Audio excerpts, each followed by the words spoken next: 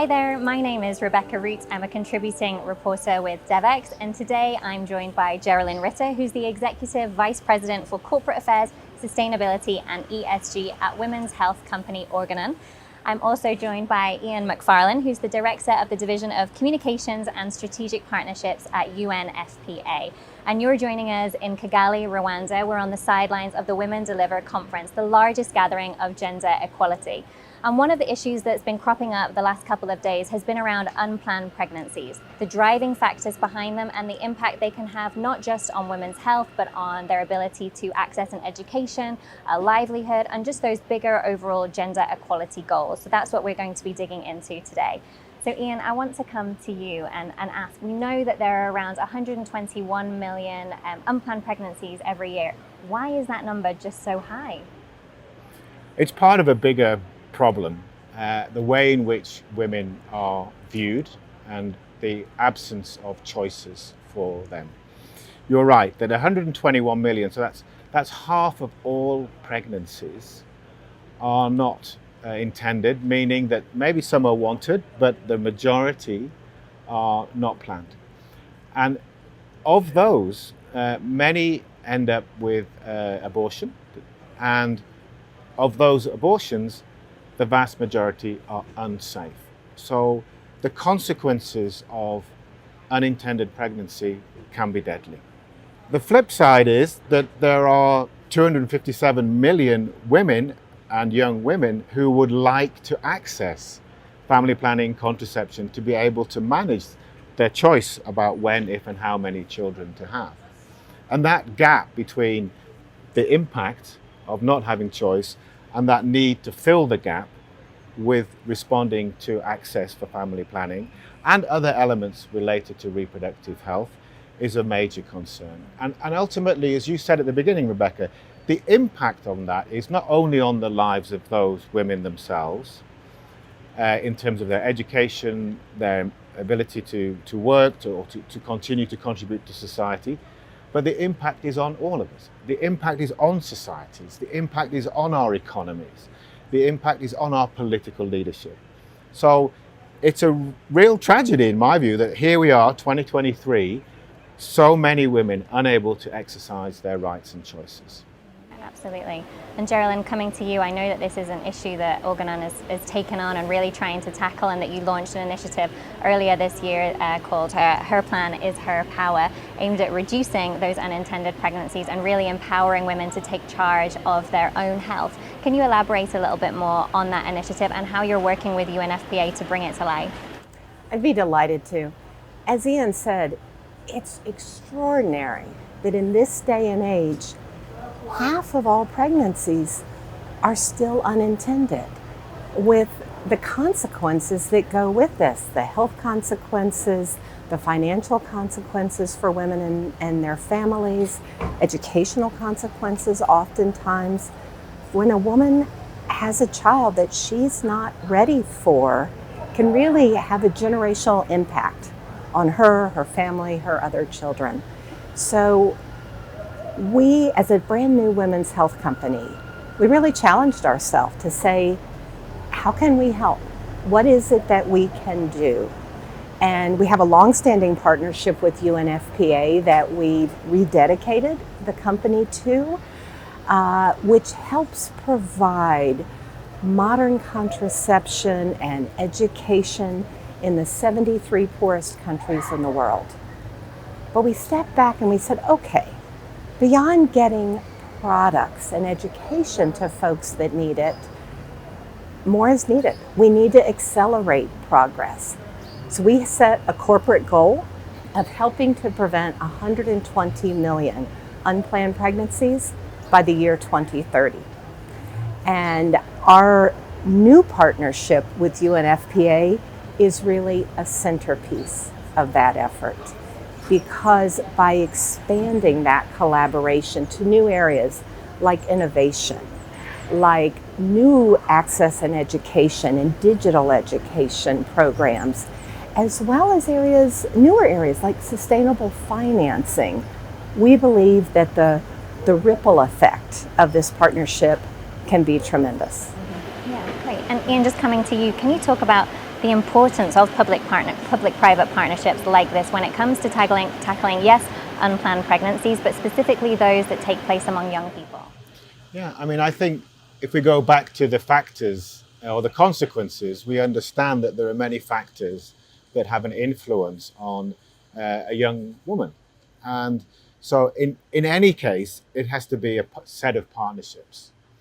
I think it's really great. As Geralyn has said, Organon bring a really key set of ways of thinking, of expertise, of technologies and products that matches with the aspirations of UNFPA, where we bring also certain strengths as an intergovernmental organization, as connections with government, civil society.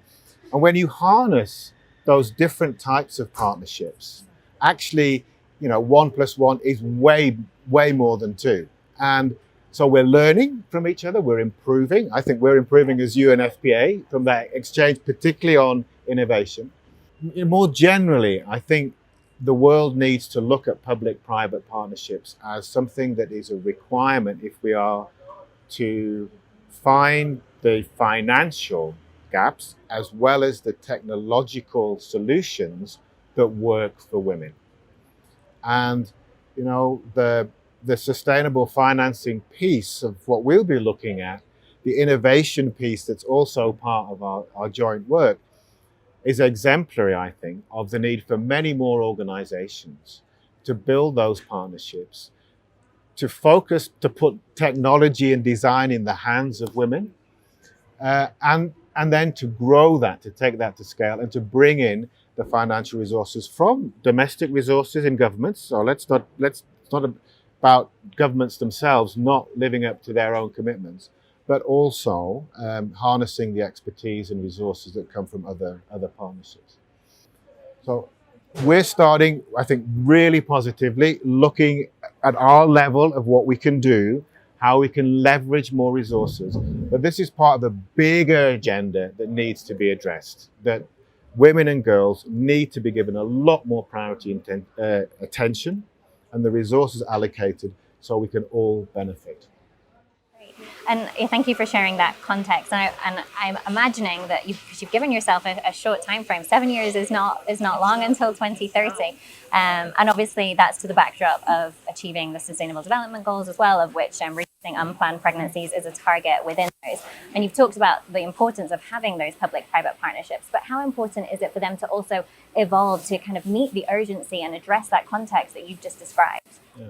No, it's really important. And I think what we're very clear on is we're going to make our joint work very visible. We're going to make it very measurable. And I'm hoping we're going to make it very scalable. Absolutely. So, it's really important the way we think through. And already, I mean, Mary Geralyn would like to say more on this, but we've already got a lot of concrete results that we are very, very proud of.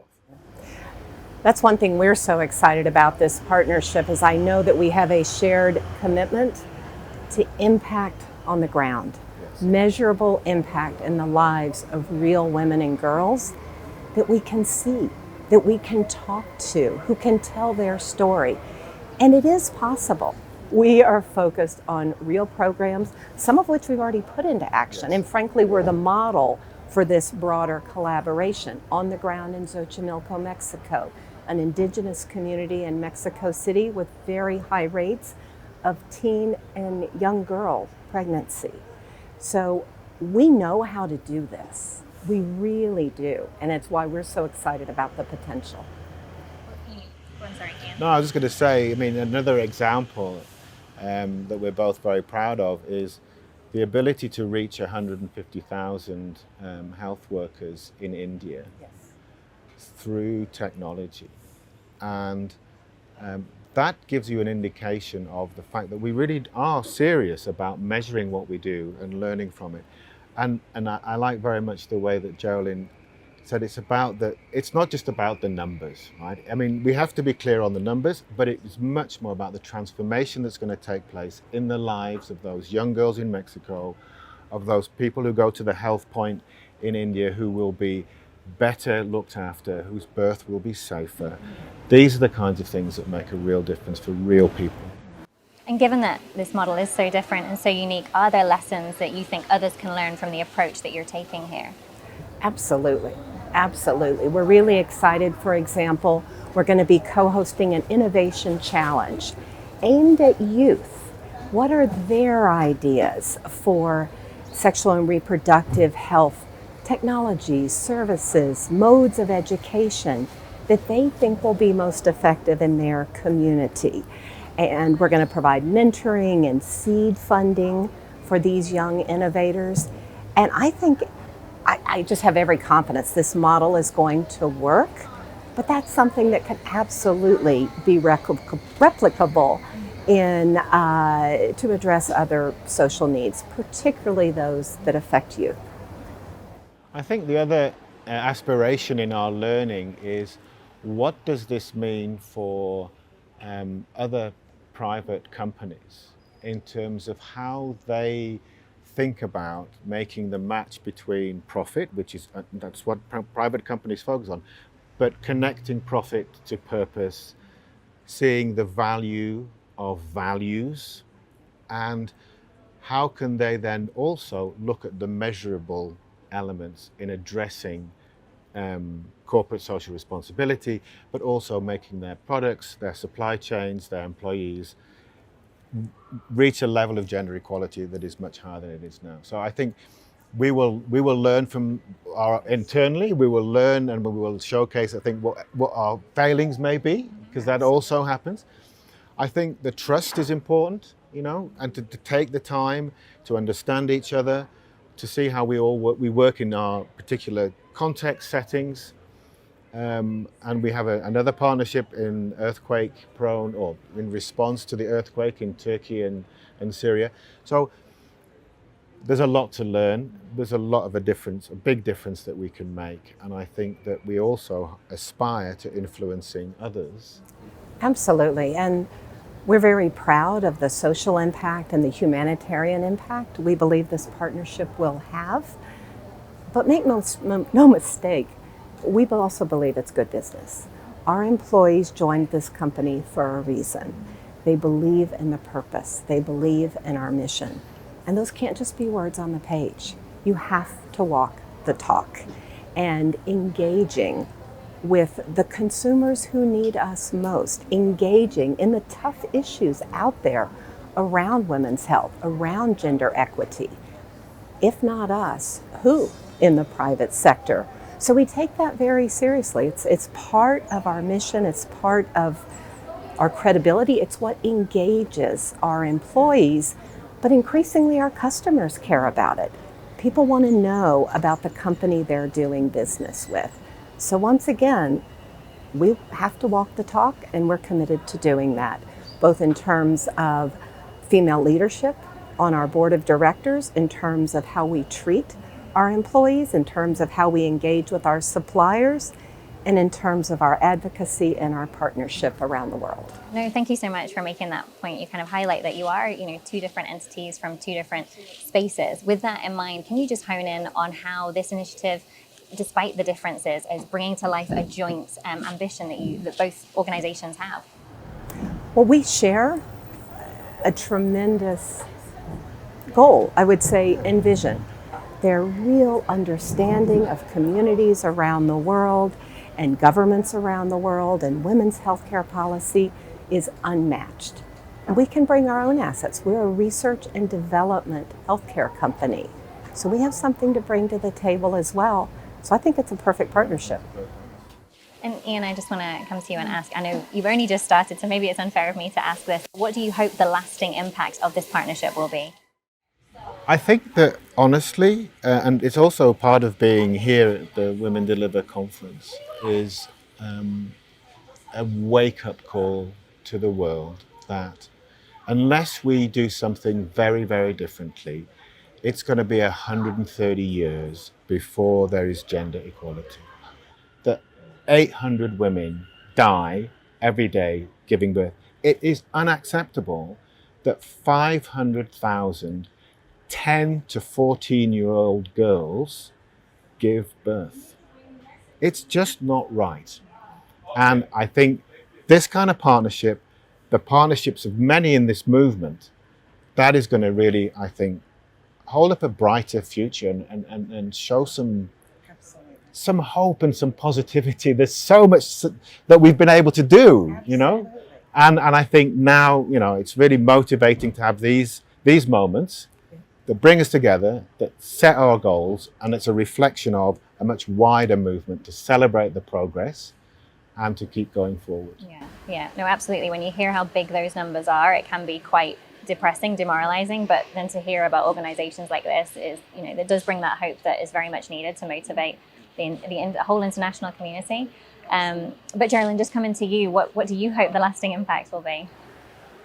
Oh, I am really confident that we're going to look back in 3 years and be amazed at how many other partners, you know, that UNFPA is going to have a lot of these MOUs.